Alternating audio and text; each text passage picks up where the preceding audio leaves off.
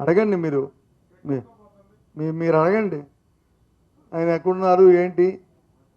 ఆయన ఏదో నిన్న మొన్న చూసాను ఎక్కడో ఆయన వచ్చేటికి ఫోన్లో ఎవరితోనో మాట్లాడి నా మా కార్యకర్తని పేరు ఆయనకి వచ్చి నా ప్రకారం సానుభూతిని చనిపోయిన అందరికి కాదు.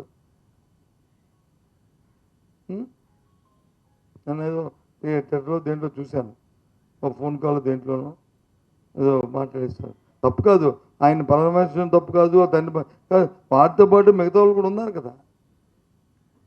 ఇది సమిష్టి బాధ్యత కదా. ఇది ఒక పార్టీకో ఒక ఒక ఒక వ్యక్తికో సంబంధించిన అంశం కాదు కదా. మేము ఎందుకు వెళ్ళాము?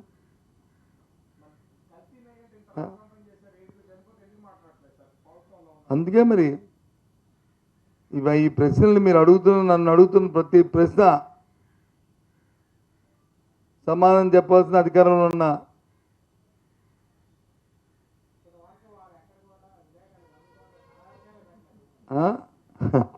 ప్రభుత్వం ప్రశ్నించలేదా? ప్రశ్నించడం మర్చిపోయాడు ఆయన ఆయన చెప్పినది మర్చిపోయాడు.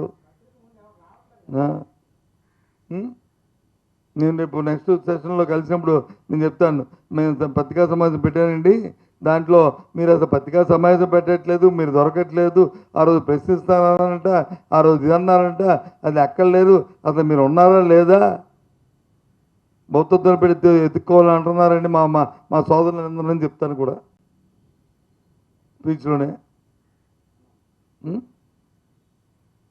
కదా. కానీ చాలా బాధాకరమైన అంశం నేను జరిగిన అంశం.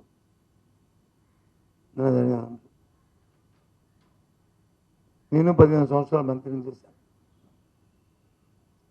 ఈ రాష్ట్రంలో ఒకసారి ఎంపీని చేశాను, ఒకసారి పెద్దల దయ వల్ల ఇప్పుడు అపోజిషన్ ఎదుర్కొన్నాను. ఇంత బాధ్యత లేకుండా ఇప్పుడు కూడా ఏ రోజు కూడా ప్రవర్తిస్తా ఈ అంశం పట్ల. మన బాధ్యత మనం నెరవేర్చి ఇన్సూరెన్స్ అయితే పర్వాలే, బాధ్యత విస్మరించి మన పబ్లిసిటీ కోసం మన తాలూకా వ్యక్తిగత దీనికోసం ఈ చావులకు కారణమైన నేపథ్యం, ఈ మరణానికి కారణం. మళ్ళీ ఒకసారి చెప్తున్నాను, మళ్ళీ ఆ దేవాదాయ శాఖ ప్రభుత్వంలో పెద్దలకి అలాగే పండితులు అందరినీ కూడా కోరుతున్నాను, శుద్ధి చేయండి, ఆ దేవాలయాన్ని సంరక్షణ చేయండి. దాని మీద మీరు ఆలోచన పొరపెట్టండి, ఎప్పుడు పెడతారో పెట్టి చేయండి.